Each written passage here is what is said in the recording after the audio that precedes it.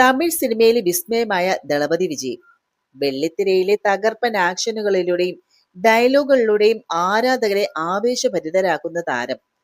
എന്നാൽ അദ്ദേഹത്തിന്റെ വ്യക്തിജീവിതം ഇപ്പോൾ ഒരു വലിയ അഗ്നിപരീക്ഷയിലൂടെയാണ് കടന്നു പോകുന്നത്. 27 വർഷം നീണ്ട ദാമ്പത്യം, മക്കൾ, കുടുംബം ഇതെല്ലാം തകർന്ന് തരിപ്പണമാകാൻ പോകുന്നു എന്നുള്ള വാർത്ത ഇപ്പോൾ തെന്നിന്ത്യയെ തന്നെ ഒന്നടങ്കം ഞെട്ടിച്ചിരിക്കുകയാണ്. ഭാര്യ സംഗീത കോടതിയിൽ നൽകിയ വിവാഹമോചന ഹർജിയിലെ ഓരോ വരിയും വായിക്കുമ്പോൾ നമുക്കത് മനസ്സിലാകും. ആ വീടിനുള്ളിൽ എത്രത്തോളം വലിയ നിശബ്ദമായിട്ടുള്ള നിലവിളികൾ ഉണ്ടായിരുന്നു എന്നുള്ളത്. 1999 ചെന്നൈയിൽ വെച്ച് ആചാരപ്രകാരം വിവാഹിതരായവരാണ് വിജയും സംഗീതയും. ആരാധകരിൽ ഒരാളായി വന്ന് വിജയുടെ ജീവിത പങ്കാളിയായ സംഗീത എന്നും വിജയുടെ ഒരു കരുത്ത് തന്നെയായിരുന്നു. എന്നാൽ 2021 ഏപ്രിൽ മാസത്തോടെ എല്ലാം മാറിമറിഞ്ഞു. സംഗീതയുടെ ഹർജി പ്രകാരം ഒരു പ്രമുഖ നടിയുമായിട്ട് വിജയ്ക്കുള്ള അവിഹിത ബന്ധം അക്കാലത്താണ് അവർ തിരിച്ചറിയുന്നത്. ഇതൊരു വെറും ആരോപണമല്ല, മറിച്ച് തന്റെ ഭർത്താവിനോട് താൻ നേരിട്ട് ചോദിച്ച കാര്യമാണ് എന്ന് സംഗീത ഇവിടെ വ്യക്തമാക്കുന്നുണ്ട്. ആ ബന്ധം അവസാനിപ്പിക്കാമെന്ന് വിജയ് ഉറപ്പ് നൽകിയെങ്കിലും അത് വെറും പാഴ്വാക്കായിരുന്നു എന്ന് സംഗീത പറയുന്നുമുണ്ട്. ശരിക്കും ഒരു കൂരയ്ക്ക് കീഴിലെ അപരിചിതരെ പോലെ കഴിയുക എന്നുള്ളത് എത്ര വേദനാജനകമായിട്ടുള്ള അവസ്ഥയാണിത്. തന്റെ സങ്കടം വിജയ് ഗൗനിച്ചില്ല എന്ന് മാത്രമല്ല, നിരന്തരമായിട്ടുള്ള അവഗണനയും അപമാനവും നേരിട്ടുവെന്നാണ് സംഗീത ഹർജിയിൽ പറയുന്നത്. ശരിക്കും തമിഴ്നാട്ടിലെ ഈ ഒരു വാർത്ത ഭയങ്കരമായിട്ട് പ്രകമ്പനം കൊള്ളുകയാണ്. എന്നാൽ തമിഴ്നാട്ടിലെ ഇന്ന് വിജയ്ക്കും സംഗീതയ്ക്കും കടന്നു പോകുന്ന അതേ അവസ്ഥ തന്നെ വർഷങ്ങൾക്ക് മുൻപ് കേരളം സാക്ഷ്യം വഹിച്ചതുമാണ്. മലയാള സിനിമയിലെ എക്കാലത്തെയും പ്രിയപ്പെട്ട ജോഡികളായിരുന്നല്ലോ ദിലീപും മഞ്ജു വാര്യരും. 1998 തന്റെ കരിയറിന്റെ ഉന്നതിയിൽ നിൽക്കുമ്പോഴാണ് വെറും 19 വയസ്സ് മാത്രം പ്രായമുള്ള മഞ്ജു പ്രണയത്തിന് വേണ്ടിയിട്ട് സിനിമയും പ്രശസ്തിയും ഒക്കെ ഉപേക്ഷിച്ച് ദിലീപിന്റെ കൈപിടിച്ച് ഇറങ്ങിയത്. ആരാധകർക്ക് അതൊരു വലിയ ഷോക്ക് തന്നെയായിരുന്നുവെങ്കിലും അവർ സന്തോഷത്തോടെ ജീവിക്കുന്നത് കാണാൻ എല്ലാവരും ആഗ്രഹിച്ചു. നീണ്ട 14 വർഷത്തെ ദാമ്പത്യം, ഒരു മകൾ, മഞ്ജു ഒരു പൂർണ്ണമായിട്ടുള്ള വീട്ടമ്മയായിട്ട് ഒതുങ്ങിക്കൂടി. എന്നാൽ 2014 ആ ബന്ധം തകർച്ചയുടെ വക്കിലെത്തി. സംഗീത ഇപ്പോൾ വിജയ്ക്കെതിരെ ഉന്നയിക്കുന്ന അതേ വിശ്വാസവഞ്ചന എന്നുള്ള വാക്കാണ് അന്നും കേരളക്കരയിൽ മുഴങ്ങിക്കേട്ടത്. മറ്റൊരു പ്രമുഖ നടി ആ ബന്ധത്തിനിടയിൽ കടന്നു എന്നും അത് മഞ്ജുവിനെ വല്ലാതെ തളർത്തി എന്നുള്ള വാർത്തകൾ കാട്ടുതീ പോലെ പടർന്നു. ഇപ്പോൾ കോടതിയിൽ തന്റെ സങ്കടങ്ങൾ അക്കമിട്ട് നിരത്തുമ്പോൾ മഞ്ജു വാര്യർ അന്ന് കാത്തു സൂക്ഷിച്ച ആ മഹത്തായിട്ടുള്ള മൗനം നാം ഓർക്കേണ്ടതുണ്ട്. തന്റെ സ്വകാര്യ ജീവിതത്തിലെ തകർച്ചയെക്കുറിച്ച് മാധ്യമങ്ങൾക്ക് മുന്നിൽ ഒരു വാക്ക് പോലും മഞ്ജു വിട്ടു പറഞ്ഞിട്ടില്ല. എന്തിനേറെ പറയുന്നു, ഏക മകൾ മീനാക്ഷി അച്ഛനോടൊപ്പം പോകാൻ തീരുമാനിച്ചപ്പോൾ പോലും ആ അമ്മ തകർന്നു പോയിട്ടുണ്ടാകാം. പക്ഷെ അവരത് പുറത്ത് കാണിച്ചില്ല. കുടുംബ കോടതിയിൽ നിന്ന് കണ്ണീർ തുളച്ച് പുറത്തേക്ക് വരുന്ന മഞ്ജുവിന്റെ ആ ദൃശ്യം ഇന്നും മലയാളികളുടെ ഉള്ളിൽ ഒരു വിങ്ങലായിട്ട് തന്നെ അവശേഷിക്കുന്നുണ്ട്. 19 വയസ്സിൽ സിനിമ ഉപേക്ഷിച്ചു പോയ മഞ്ജു നീണ്ട ഇടവേളയ്ക്ക് ശേഷം ക്യാമറയ്ക്ക് മുന്നിലേക്ക് തിരികെ എത്തിയത് തനിക്ക് നഷ്ടപ്പെട്ട ആ ഒരു കരിയർ വീണ്ടെടുക്കാനായിരുന്നു. സംഗീതയുടെ കാര്യത്തിലും സമാനമായിട്ടുള്ള ഒരു അവസ്ഥയാണുള്ളത്. 27 വർഷം ഭർത്താവിനും കുടുംബത്തിനും വേണ്ടി ജീവിതം മാറ്റിവെച്ച ഒരു സ്ത്രീ ഒടുവിൽ അവഗണനയും അപമാനവും സഹിക്കാൻ വയ്യാതെ നീതി തേടി കോടതിയിൽ എത്തിയിരിക്കുകയാണ്. വിവാഹമോചനത്തിന് ശേഷവും മഞ്ജു വാര്യർ കാണിച്ച ആ ഒരു അന്തസ്സ് ഇന്നും പലർക്കും മാതൃക തന്നെയാണ്. സംഗീതയിലെ ഹർജിയിലെ ഗൗരവകരമായിട്ടുള്ള ആരോപണങ്ങൾ എന്ന് പറയുന്നത് വിജയുടെ രാഷ്ട്രീയ ഭാവിയെ എങ്ങനെ ബാധിക്കുമെന്നത് കണ്ടു തന്നെ അറിയാം. ഇവിടെ സംഗീത വെറുമൊരു വിവാഹമോചനം മാത്രമല്ല ആവശ്യപ്പെടുന്നത്.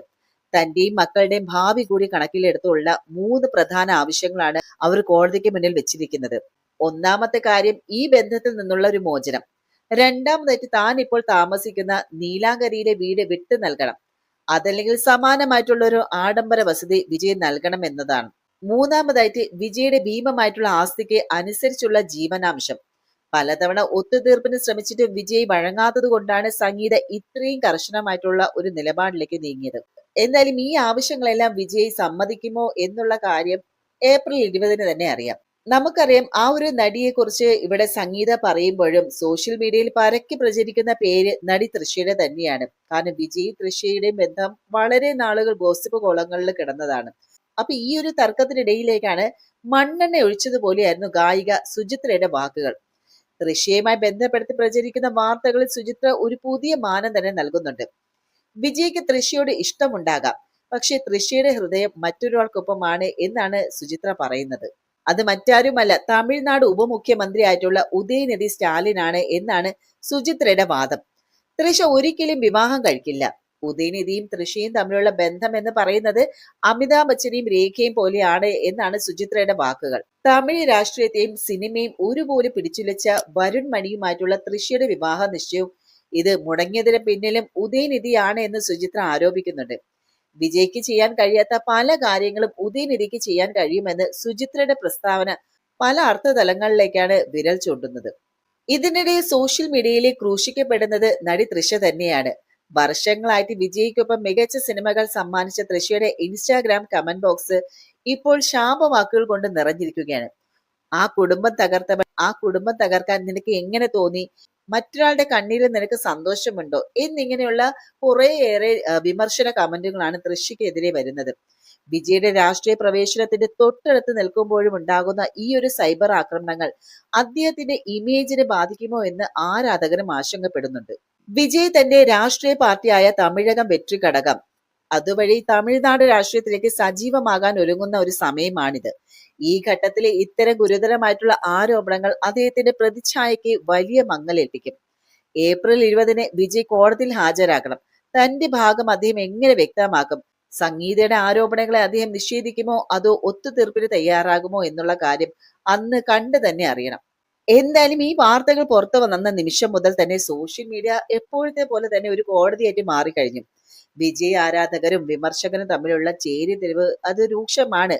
ഒരു വിഭാഗം സംഗീതയുടെ പക്ഷം ചേർന്ന് വിജയ്ക്കും തൃഷയ്ക്കും കടുത്ത ഭാഷയിൽ വിമർശിക്കുമ്പോൾ വിജയ് ആരാധകർ ഇതൊക്കെ രാഷ്ട്രീയ പ്രവേശനത്തിന്റെ മുന്നോടിയായിട്ടുള്ള ഒരു ഗൂഢാലോചനയാണെന്നുള്ള വാദവും ഉന്നയിക്കുന്നുണ്ട്. തൃഷയുടെ ഇൻസ്റ്റാഗ്രാം പേജിൽ നടക്കുന്ന ഈ ഒരു സൈബർ ആക്രമണങ്ങൾ കാണുമ്പോൾ ഒരു കാര്യം വ്യക്തമാണ്. സിനിമയിലെ പ്രണയ ജോഡികളെ ജീവിതത്തിൽ ഒന്നിച്ചു കാണാൻ ആഗ്രഹിക്കുന്നവർ പോലും അതൊരു യഥാർത്ഥ കുടുംബത്തെ തകർത്തുകൊണ്ടാണെന്ന് അറിയുമ്പോൾ അത്രമേൽ രോഷാകുലരാകുന്നു. എന്നാൽ സുചിത്രയെ പോലെയുള്ളവർ നടത്തുന്ന വെളിപ്പെടുത്തലുകൾ എത്രത്തോളം സത്യമാണെന്ന് ആർക്കും അറിയില്ല. എങ്കിലും ഈ ഒരു പുകച്ചിലുകൾക്കിടയില് വെന്തുരുകുന്നത് സംഗീത എന്നൊരു സ്ത്രീയുടെയും അവരുടെ മക്കളുടെ സ്വസ്ഥതയാണ് എന്നുള്ള കാര്യം നാം ഒരിക്കലും മറന്നു പോകരുത്. നമ്മൾ ആരാധിക്കുന്ന നായകന്മാർ വെള്ളിത്തിരയിൽ നീതിക്കും ധർമ്മത്തിനും വേണ്ടിയിട്ട് പോരാടുന്നവരായിരിക്കാം. എന്നാൽ ക്യാമറയ്ക്ക് പിന്നിലെ അവരുടെ ജീവിതം തികച്ചും വ്യത്യസ്തമായിരിക്കാം.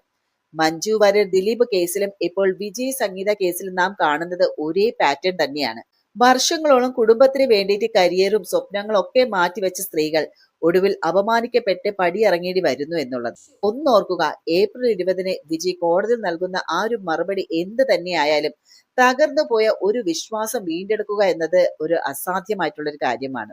രാഷ്ട്രീയത്തിൽ തമിഴക വെற்றி കഴകം എന്നുള്ള പാർട്ടിയുമായിട്ട് ജനങ്ങളിലേക്ക് ഇറങ്ങുന്ന വിജയ്ക്ക് തന്റെ വീടിനുള്ളിലെ ഈ ഒരു പരാജയം വലിയൊരു വെല്ലുവിളി തന്നെയാണ്. മനസ്സിലാക്കേണ്ട ഒരു കാര്യമുണ്ട്. സിനിമയിലെ ഹീറോയിസം ജീവിതത്തിൽ ഇല്ലെങ്കിൽ ആ ആരാധനയ്ക്ക് അർത്ഥമില്ല. സംഗീതയ്ക്കും മക്കൾക്കും അർഹമായിട്ടുള്ള നീതി ലഭിക്കട്ടെ എന്ന് നമുക്ക് പ്രത്യാശിക്കാം. മഞ്ജു വാര്യരെ പോലെ നഷ്ടപ്പെട്ട സത്വവുമായിട്ട് കരുത്തോടെ തിരിച്ചു വരാൻ സംഗീതയ്ക്കും സാധിക്കട്ടെ. എന്തായാലും ഈ വിഷയത്തിൽ നിങ്ങളുടെ നിലപാട് എന്താണ്? ഇത് വിജയുടെ രാഷ്ട്രീയ ഭാവിയെ ബാധിക്കുമോ അതോ ഇതൊരു വ്യക്തിപരമായിട്ടുള്ള വിഷയം മാത്രമായിട്ട് കാണണോ? നിങ്ങളുടെ അഭിപ്രായങ്ങൾ എന്താണെങ്കിലും തീർച്ചയായിട്ടും താഴെ കമന്റ് ബോക്സിൽ രേഖപ്പെടുത്തുക. ഇനി ഇതുപോലെ ഒരു മറ്റൊരു വീഡിയോ ആയിട്ട് വീണ്ടും കണ്ടുമുട്ടും. അതുവരേക്ക് നന്ദി, നമസ്കാരം.